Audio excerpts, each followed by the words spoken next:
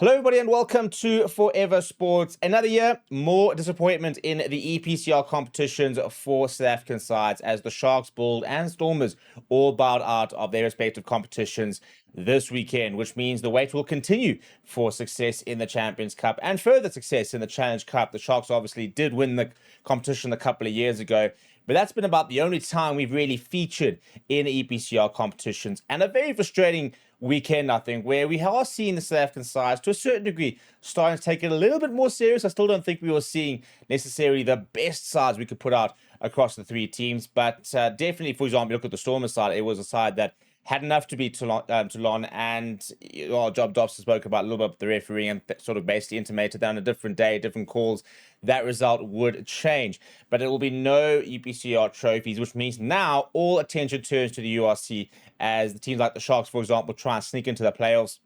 The Stormers need to regather the form that they had at the beginning of the year and try and be competitive, because that is the only opportunity across our four South African URC sides to find silverware this season. Before we get into it, please do smash a like on the video. Please do subscribe to the channel as well. Right, so things all started on Friday night when the Sharks went off and played against Connacht, and it was an interesting game. And the main thing we got to always look at, we got to sort of start when it comes to the South African sides, is how seriously do we take it? Now, you look at this Shark side, and it was a bit of a 50-50, to be honest. You know, you had stars in Oxenchair, Vincent Koch, Evan Etzebeth, all starting, World Cup winners, but not necessarily the strongest loose trio the Sharks have, not the best 9-10 combination. And, once again, you suddenly got a World Cup winner, Maxima Pimpi, you got a Springbok and Edel van der Merwe, but not the strongest backline. And I think a bit frustrating from a Sharks point of view, because I think that Connacht are a beatable side. You even look at the bench, for example, and, aside from Ethan Hooker, Vincent Chatuka, not, really sort of a Springbok stack. So that's always kind of where we start with regards to, or what sort of team was it really that lost. 29 points to 12. I mean, it speaks of a game where they weren't really competitive. And I think that the first half, they were all right. They kind of stuck with Connacht.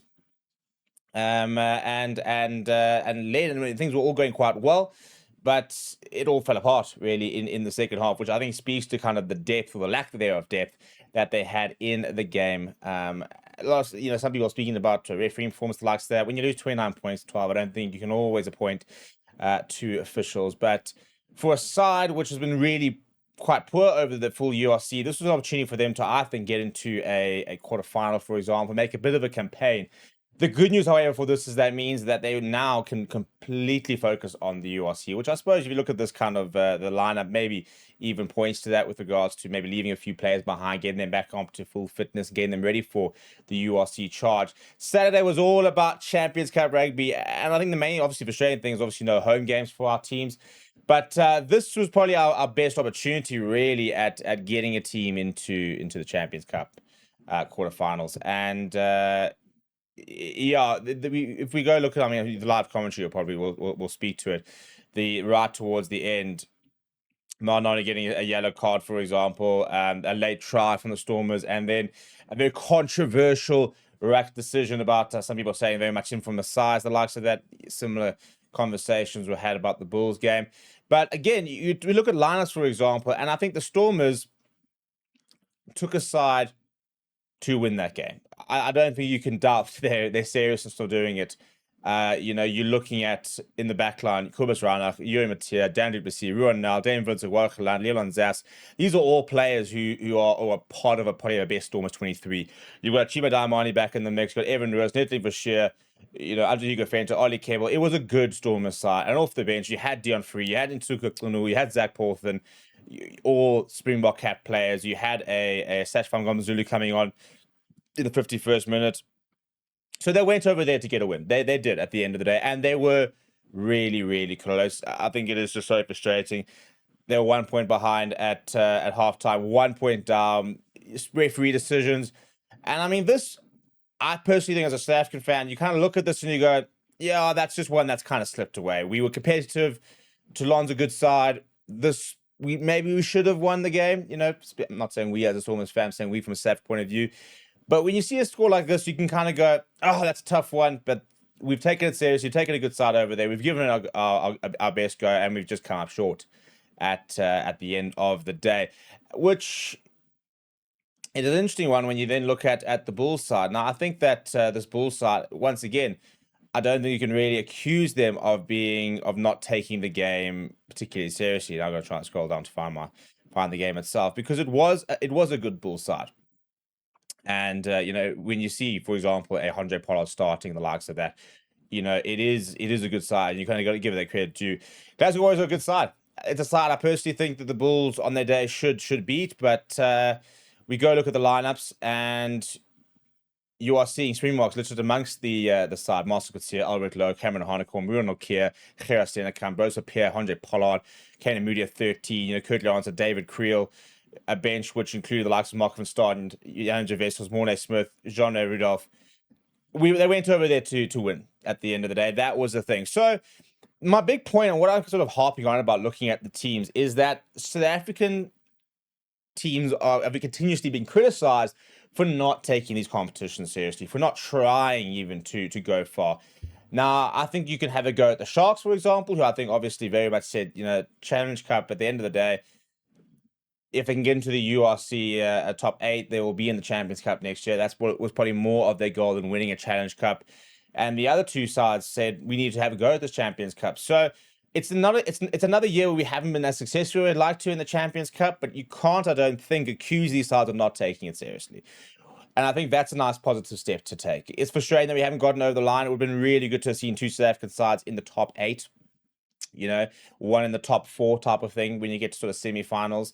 And I still believe that we'll get there. I still believe that when you look at that Bulls side, for example, it's far more of a side worthy of a Champions Cup when you've got a bench that has 3-4 Springbok Cat players coming off them, and even your starting lineup has got 7, 8, 9, 10 Springboks. It looks more of a side that really sort of belongs in the Champions Cup.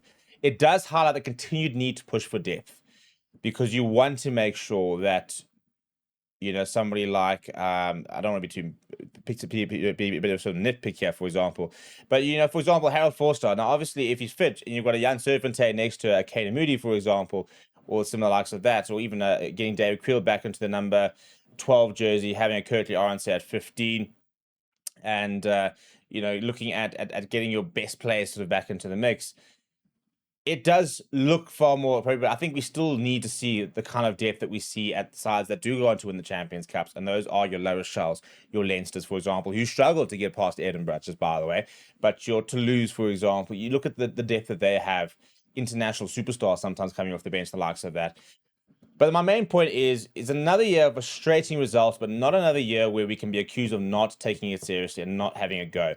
And I think that we do need to start featuring a bit more in the playoffs, the likes of that. I do think it's a competition that, in its current genesis with the format, the likes of that, the home games, it doesn't really suit us, because you think of a 1-point victory, or 1-point loss rather, in France, a 1-point loss in Scotland, well, 5-point loss in Scotland, 4-point loss in Scotland. Those are home games that could arguably be the difference.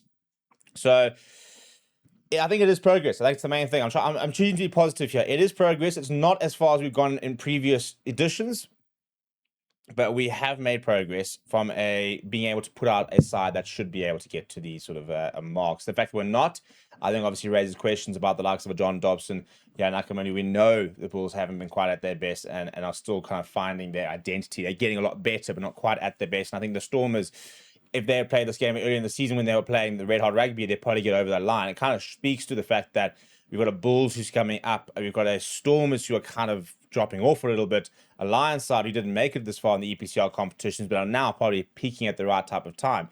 So who knows what the future holds? What did you think of the match over the weekend? Let me know down in the comments below. Smash a like on the video. Subscribe to the channel as well. Thank you very much for watching. My name is Steve. I'll chat to you soon.